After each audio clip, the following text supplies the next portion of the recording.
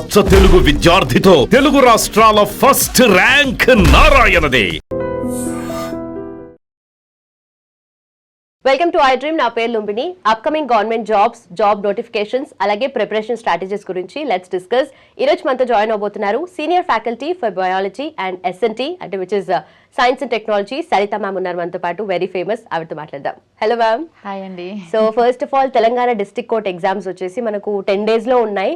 So 800+ పోస్టులు ఉన్నాయి కాబట్టి ఇన్ని రోజులు ఎంత చదువుకున్నా లాస్ట్ మినిట్ ప్రిపరేషన్ అనేది, రివిజన్ అనేది మోస్ట్ ఇంపార్టెంట్ కాబట్టి సో ఎలా ప్రిపేర్ అవ్వాలి అండ్ ఈ పాయింట్ ఆఫ్ టైంలో ఏమేమి వాళ్ళ మైండ్లో పెట్టుకోవాలి students? So actually Telangana district court exams very soon ఉన్నాయి కాబట్టి అది కూడా ఏంటంటే డేట్స్ అనేవి చాలా అనుకోకుండా చాలా ఫాస్ట్గా ఇచ్చేసారు అనమాట. అంటే ఎగ్జామ్కి గ్యాప్ తక్కువ ఉంది.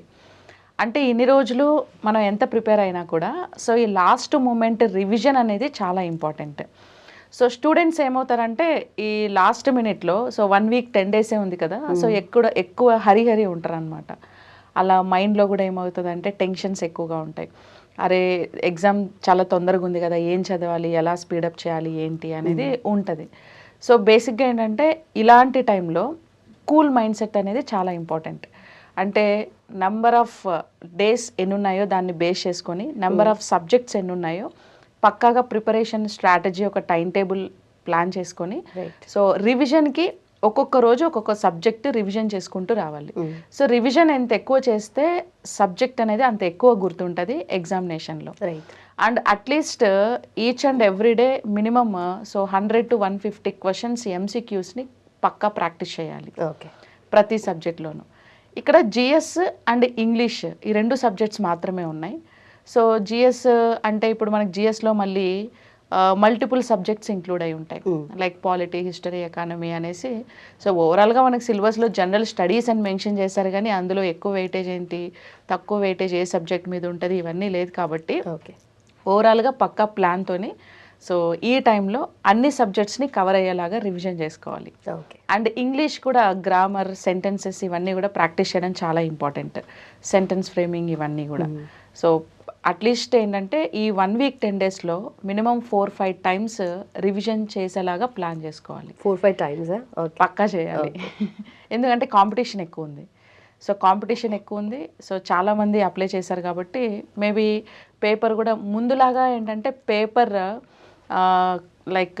ఈ సింపుల్ క్వశ్చన్స్, ఈజీ క్వశ్చన్స్ అలా రావట్లేదు. ఎక్కువగా statement type, match the following type, question pattern కూడా మారుతుంది యాక్చువల్లీ.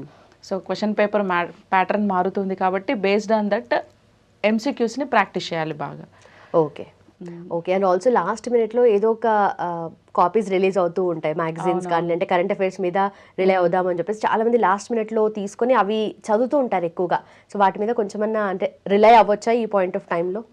అవ్వచ్చు. సో యాక్చువల్లీ ఇప్పుడేంటంటే నవేడేస్ ఎక్కువగా సబ్జెక్ట్స్ అన్నీ కూడా కరెంట్ అఫైర్స్ రిలేటెడ్ క్వశ్చన్స్ ఎక్కువ అడుగుతున్నారు. Right. So current affairs follow అవ్వాలి అని అంటే కంపల్సరీ ఏంటి అని అంటే అప్డేట్స్ ఫాలో అవుతూనే ఉండాలి. సో లేకపోతే మనకి కంప్లీట్ స్టాటిక్ పార్ట్ మీద డిపెండ్ అయితే మాత్రం సమ్వాట్ డిఫికల్టే.